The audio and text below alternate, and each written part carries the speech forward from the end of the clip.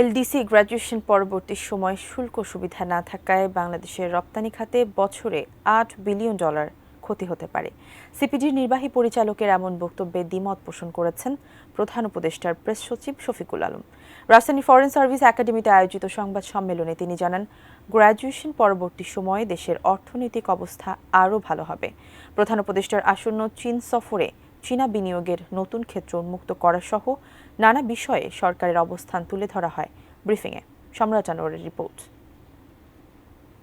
অন্তর্বর্তী সরকারের প্রধান উপদেষ্টা হওয়ার পর প্রথমবারের মতো কোনো দ্বিপাক্ষিক সফরে যাচ্ছেন ডক্টর মোহাম্মদ ইউনূস।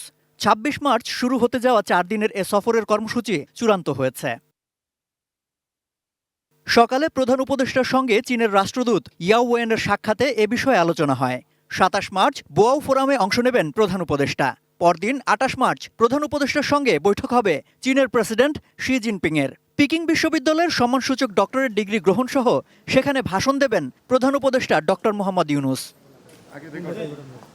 সফরকালে চীনা বিনিয়োগকারীদের বাংলাদেশে বিনিয়োগের আহ্বান জানাবেন প্রধান উপদেষ্টা।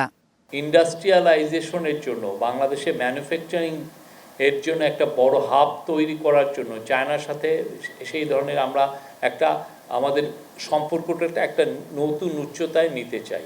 ইন্টারিম গভর্নমেন্টের তরফ থেকে ফোকাসটা থাকবে যে চাইনিজ কোম্পানিগুলো যাতে বাংলাদেশে এসে তাদের ফ্যাক্টরিগুলোকে রিলোকেট করে।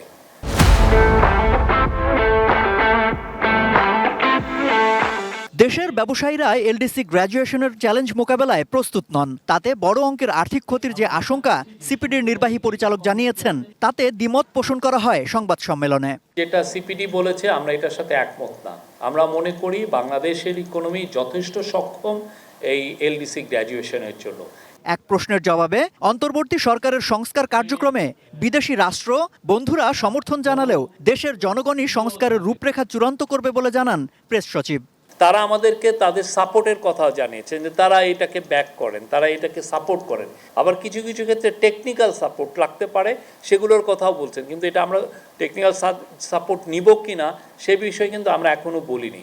বাট এটা পুরোপুরি হোমগ্রোন একটা রিফর্ম। দ্রব্যমূল্য নিয়ন্ত্রণ, সয়াবিন তেলের সরবরাহ বাড়ানো সহ গ্যাস সংকট নিরসনে সরকারের প্রচেষ্টার কথাও জানানো হয়। সম্মিলিত এফার্টের কারণে আজকে দ্রব্যমূল্য স্ট্যাবল আছে। আমরা চেষ্টা করছি মার্কেটকে যত রকমের স্ট্যাবল রাখা যায়। দেশের আইন শৃঙ্খলা পরিস্থিতির উন্নতি করে পুলিশকে আরও সক্রিয় করতে প্রধান উপদেষ্টার সঙ্গে সোমবার পুলিশের ১২৭ উচ্চপদস্থ কর্মকর্তার বৈঠক হবে। আইন শৃঙ্খলা বিষয়ক সরকারের যে দিক নির্দেশনা সেগুলো পুলিশের তরফে জানাবেন এবং মাঠ পর্যায়ে তাদের অভিজ্ঞতা শুনবেন। সম্রাট আনোয়ার, এটিএন নিউজ, ঢাকা।